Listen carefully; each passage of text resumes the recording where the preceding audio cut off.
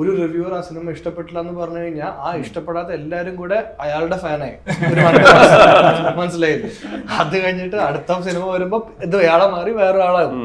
അപ്പൊ അവർക്കൊരു വാലിഡേഷൻ ആണ്. മനുഷ്യന് ഒരു പടം ഇഷ്ടപ്പെട്ടില്ല, ബാക്കി ആരോട് ചോദിച്ചാൽ അവര് സൂപ്പർ എന്ന് പറയുന്നു. അപ്പം പെട്ടെന്ന് എന്റെ റിവ്യൂ വരികയാണ്, എനിക്കും ഇഷ്ടപ്പെട്ടില്ല, അപ്പൊ ഒരു ആശ്വാസം. നമ്മൾ ടീമായി.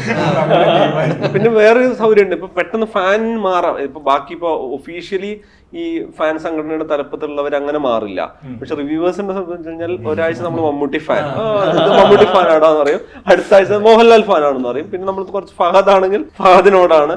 ഈ പറഞ്ഞ ഈ ഓരോ ഫാൻസിലേക്കും ആളുകൾ മാറും. സ്റ്റാർട്ട് ചെയ്ത ഇനീഷ്യൽ കുറെ ഇയേഴ്സിൽ മമ്മൂക്കൊക്കെ ഇങ്ങനെ ഒരു കമേഴ്ഷ്യൽ ഹിറ്റ് വരുന്നില്ല, നല്ല പടങ്ങൾ വരുന്നുണ്ട്, മുന്നറിയിപ്പ് അങ്ങനത്തെ സിനിമകൾ വരുന്നുണ്ട്. അത് നമ്മൾ നല്ലത് പറയുമ്പോൾ അവിടെ ബോക്സ് ഓഫീസ് ഇല്ല, ബോക്സ് ഓഫീസ് വരുന്നു അവർ ക്ലെയിം ചെയ്യുമ്പോൾ നമുക്ക് വർക്ക് ആവുന്നില്ല, അപ്പൊ ടാഗ് ചെയ്യപ്പെടും.